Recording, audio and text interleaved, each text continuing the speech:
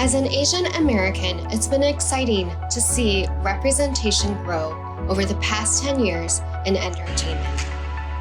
When I grew up in the 80s and 90s, there was not a lot. This is my story of how I learned all Asians do not look the same. Growing up in the Midwest, I did not see a lot of other Asian faces. My favorite movies were The Sound of Music, Dirty Dancing, and The Cutting Edge. I loved watching Growing Pains, The Cosby Show, Family Ties, and Saved by the Bell. Not quite sure how I learned the bias, all Asians look the same. I think it was just passively passed to me within the Midwest culture. I remember distinctly when I was 15 years old watching on VHS the movie The Joy Luck Club. I watched it multiple times. That was the first time I saw a cast of predominantly Asian women. I can't remember trying to place myself as one of them, but I tried hard to identify with their stories. It was difficult because I was not Chinese or growing up in a Chinese family. I did, however, become obsessed with tracking Ming-Na Wen's career from that point after. I would say I did have a sense of missing Asian representation growing up. I didn't have any guidance for beauty or trends that felt really comfortable for me all the time. My favorite magazine growing up was Young Miss magazine. I would flip through the pages of YM and always look for beauty tips. And back then, they would describe you as a beige or rose or yellow undertone. And I remember seeing for yellow undertone that we should wear coral blush. So I hopped on my bike and went to Drugtown, which was my neighborhood drugstore, which I still love. And I would go and get a couple of different coral blushes, which were all the same coral back then for sure. And then I ran home and applied it. And it was not the right color. So I definitely felt that I missed out not having that kind of Asian representation and beauty tips when I was growing up. I found it frustrating when I would hear from multiple people that I looked like Connie Chung. Connie Chung is an American journalist and in 1993 was the second female ever to co-anchor CBS Evening News.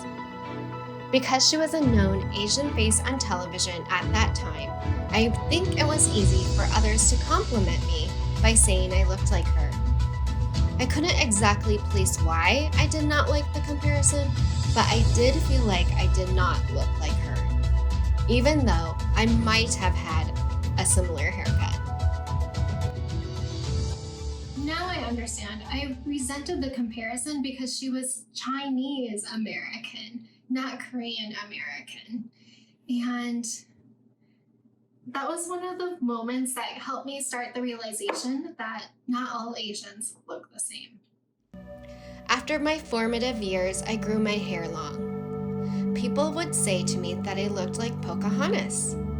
Pocahontas was Native American and the heroine in Disney's animated release of Pocahontas in 1995. It gave a lot of people a point of reference to tell me that I looked like her. It made me feel uncomfortable, mostly about my skin color.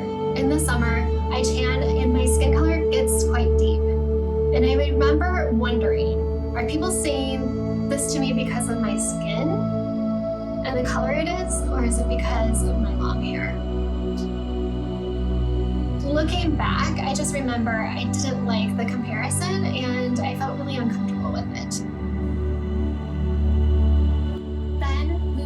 Hit the scene. She had her breakout role in the show Ally McBeal. You know the one with the dancing digital baby. The comparison and compliment I convinced myself I was more okay with because she was a very pretty Asian American with high cheekbones. Although I knew the differences. She had freckles, a different body type, and is Chinese American. The I truly corrected my unconscious bias didn't come until I lived in New Jersey. Being submersed into the diversity of the East Coast really helped broaden my sense of understanding, and it helped me diversify my viewpoint. Having more of an Asian population all around me really was uncomfortable at first. I hadn't experienced that before, and I really grew to appreciate that experience. I remember one day specifically.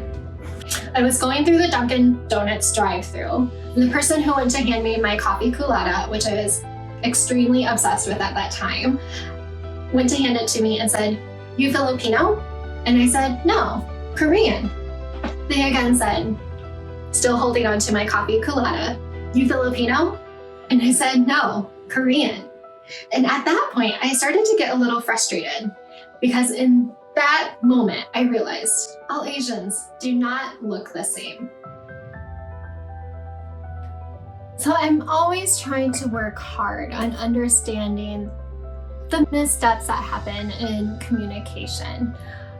And I truly do know that we are all genuinely trying to do our best. There is a message that is not spoken but felt when being compared to another minority celebrity or another Asian friend that someone has. The message is, you are different. This is me trying to unconsciously marginalize you so that I feel more comfortable. It's been really hard, honestly, to walk through this unconscious bias and really heal some of the shame I've had around growing up thinking that all Asians look the same. I'm excited to share more about what I'm learning on my journey. This is the part of the journey that I committed to learn about my Korean heritage, but also to keep uncovering my unconscious bias with Asian American culture.